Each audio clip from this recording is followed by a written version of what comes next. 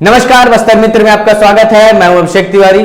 कोंडागांव जिले में निजी स्कूलों द्वारा स्कूल के ट्यूशन फीस के नाम पर मनमानी की शिकायत लेकर आज कोंडागांव जनदर्शन में कलेक्टर पुष्पेंद्र मीणा के समक्ष गुहार लगाने जिले के निजी स्कूलों के बच्चों के पालक व अभिभावक पहुंचे थे। ज्ञापन सौंपते पालकों ने कहा कि जिले में निजी स्कूल प्रबंधन द्वारा ट्यूशन फीस के नाम से मनमानी वसूली की जा रही है। जिला कोंडागांव में संचालित निजी स्कूलों द्वारा शासन के दिशा निर्देशों व मापदंडों को दरकिनार करते मनमाने ढंग से ट्यूशन फीस लिया जा रहा है। पालकों ने कहा बच्चों को केवल व्हाट्सएप व यूट्यूब के माध्यम से पढ़ाई की खानापूर्ति करवाई जा रही है। वहीं दूसरी ओर कुछ स्कूलों में तो अभिभावकों को फीस का वर्गीकरण कर ट्यूशन फीस ही नहीं बताई जा रही है, क्योंकि इन स्कूलों में ट्यूशन फीस को ही कुल फीस के ही बराबर कर दिया गया है।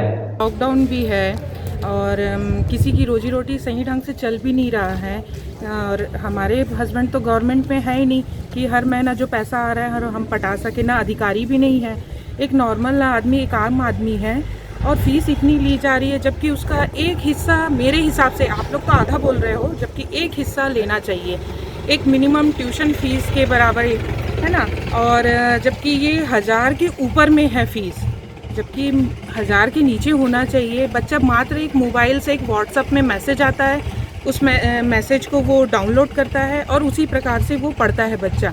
अगर इस टाइप से भी पढ़ाई होती है तो मुझे तो ये अजीब ही लग रहा है। इस कोरोना काल में जहां स्कूलें लग नहीं रही है और जहां बोला जा रहा है कि स्कूल की फ़ीस दी जाए, ये सरासर नाइंसाफ़ी है। क्योंकि जो हमारे बच्चे हैं LKG UKG में पढ़ते हैं, ना वो ऑनलाइन क्लासेस कर सकते हैं और ना ही वो मोबाइल के द्वारा उनको हम पढ़ा सकते हैं। और हम अगर इतने ही एजुकेटेड होते कि हम अपने बच्चों को इंग्लिश पढ़ा सकते तो हम क्यों इंग्लिश मीडियम में डालते, गवर्नमेंट स्कूल में डाल के उनको पढ़ा लेते। और साथ ही हम लोग बोले कि जो निजी स्कूल है, जैसे मेरी गुड़िया चावड़ा हायर सेकेंडरी स्कूल में पढ़ती है, तो उसका फ़ीस है 17-18 हज़ार रुपये अभी पे करना है। तो इस बारे में सर से चर्चा हुआ, कलेक्टर सर से, तो हम लोग ये बोले कि आधा जो फीस है वो लीजिए, लेकिन स्कूलों का कहना है कि पूरा फीस देना पड़ेगा। जब पेरेंट मरवाही उप निर्वाचन के व्यय लेखा निरीक्षण समय पर नहीं पूर्ण कराए जाने पर 4 अभ्यर्थियों को नोटिस जारी किया गया है। कलेक्टर एवं जिला निर्वाचन अधिकारी श्री डोमन सिंह ने इस संबंध में अभ्यर्थियों को नोटिस जारी करते हुए 3 दिन का समय दिया है। उन्होंने 3 दिनों के अंदर व्यय लेखा निरीक्षण पूर्ण किए जाने का निर्देश दिया है। इसके तहत मरवाही विधानसभा उप निर्वाचन 2020 हेतु रिटर्निंग अधिकारी डोमन सिंह ने पुष्पक कोरचे, लक्ष्मण पोर्ते, वीर सिंह नागेश, सोनमती सलाम को नोटिस जारी किया है। जिले में आगामी 23 नवंबर से 18 दिसंबर तक जैपनीज इन्फ्लाइटिस टीकाकरण अभियान चलाया जाएगा। इस अभियान में 1 साल से 15 साल तक की उम्र के 2,57,160 बच्चों का टीकाकरण किया जाएगा। इस संबंध में कलेक्टर श्री जयप्रकाश मौर्य की अध्यक्षता में जिला स्तरीय टीकाकरण कार्यबल की बैठक कलेक्ट्रेट सभाकक्ष में समय सीमा के बैठक के बाद रखी गई। बैठक में कलेक्टर ने इन अभियान को सफल बनाने के लिए स्वास्थ्य, महिला एवं बाल विकास तथा शिक्षा विभाग को आपसी समन्वय से कार्य करने के निर्देश दिए। उन्होंने सभी अनुविभागीय अधिकारी राजस्व को निर्देशित किया कि अभियान के तहत 100% लक्षित बच्चे लाभान्वित हों। इसके लिए वे ब्लॉक स्तर पर मुख्य कार्यपालन अधिकारी, जनपद पंचायत तथा खंड चिकित्सा अधिकारियों की बैठक लेना सुनिश्चित करेंगे। मुख्यमंत्री भूपेश बघेल बुधवार को जगदलपुर के लालबाग में झीरम शहीद स्मारक की आधारशिला रखेंगे। इस दौरान वे पूरे बस्तर क्षेत्र के लोगों को 562.77 करोड़ रुपए के विकास कार्यों की सौगात भी देंगे।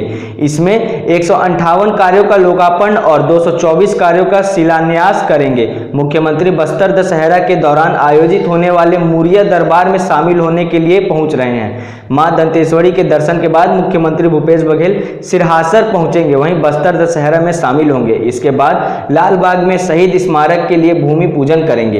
हितग्राहियों को भी सामग्री प्रदान की जाएगी। इस दौरान कई कार्यों का लोकार्पण होगा। फिर मुख्यमंत्री Bhupesh Baghel police officers mess में मांझी चालकी के साथ भोजन करने के बाद रायपुर के लिए रवाना होंगे। छत्तीसगढ़ के सुकमा में मंगलवार सुबह नक्सलियों और सुरक्षा बलों के बीच मुठभेड़ हो गई। घात लगाए नक्सलियों ने जवानों पर फायरिंग कर दी। जवाबी कार्रवाई में नक्सली भाग निकले। जवानों ने नक्सली कैंप ध्वस्त कर दिया। मौके पर नक्सली साहित्य सहित अन्य सामान बरामद हुआ है।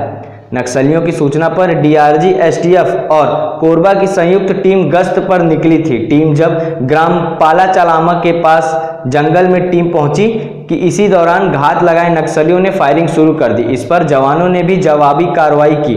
थोड़ी देर चली मुठभेड़ के बाद नक्सली जंगल की आड़ लेकर भाग निकले। बताया जा रहा है कि पीएलजीए के प्लाटून नंबर 4 और 8 के साथ जवानों की मुठभेड़ हुई है। इसके बाद मौके पर सर्चिंग के दौरान जवानों ने नक्सली साहित्य और दैनिक उपयोग की सामग्री बरामद की है। फिलहाल जंगल में जवानों की सर्चिंग अभी भी जारी है। बलरामपुर जिले के सनावल थाना क्षेत्र के ग्राम पंचायत विमलापुर में एक दर्दनाक घटना सामने आई है। यहां धान की मिसाई करते समय एक मजदूर थ्रेसर मशीन में घुस गया और उसमें पीसने से उसकी दर्दनाक मौत हो गई। हादसे के बाद वहां ग्रामीणों की भीड़ जमा हो गई। सूचना के बाद पुलिस की टीम भी मौके पर पहुंच गई। पुलिस की टीम ने मामले में विवेचना शुरू कर दी है। जांच में यह पता चला कि थ्रेसर मशीन को एक अप्रशिक्षित ऑपरेटर चला रहा था। मजदूर का नाम बंदूक पंडो है और वो घर से दुर्गा विसर्जन के लिए निकला था, लेकिन रास्ते में उसका पड़ोसी मुंशी राम उसे अपने साथ धान मिसाई के लिए घर ले आया।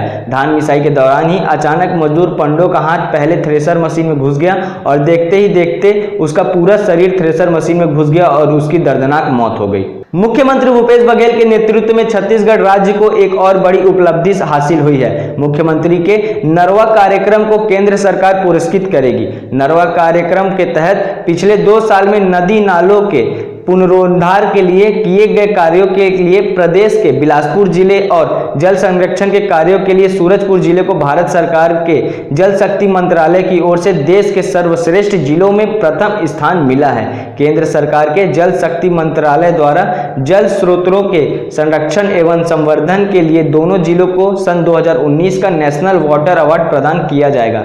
इसमें बिलासपुर जिले को east under revival of river category में और सूरजपुर जिले को east under water conservation category पर राष्ट्रीय स्तर पर प्रथम पुरस्कार के लिए चयनित किया गया है। यह पुरस्कार नवंबर माह में प्रदान किया जाएगा। केशकाल विधायक संतराम नेताम हमेशा अलग ही अंदाज में नजर आते हैं।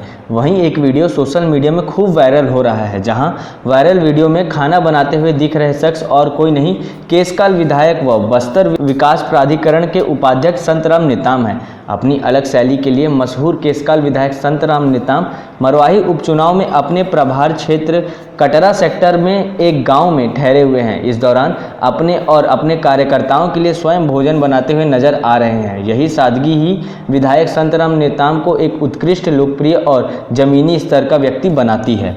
कोंडागांव जिले के ग्राम रांधना में शारदीय नवरात्रि पर्व को लेकर ग्राम वासियों में काफ़ी उत्साह देखा गया। गांव के बाजार पारा में स्थित पहाड़ पर मंदिर में 9 दिनों के लिए मां दुर्गा की मूर्ति की स्थापना किया गया, जहां ग्रामवासियों द्वारा कोविड के दिशा निर्देशों का पालन किया गया। नवरात्रि में 9 दिनों तक मां दुर्गा की पूजा आराधना की गई। अष्टमी तिथि पर कन्या भोज आयोजन किया गया, जिसमें ग्राम के सभी लोग अपना सहयोग देते हुए कन्या भोज कार्यक्रम को सफल बनाया। गाँव के सरपंच अमर मंडावी ने कहा, गाँव के हर धार्मिक कार्यक्रम में ग्रामवासियों द्वारा एकत्रित होकर कार्यक्रम को सफल बनाते हैं, जो गांव की एकता को दर्शाता है।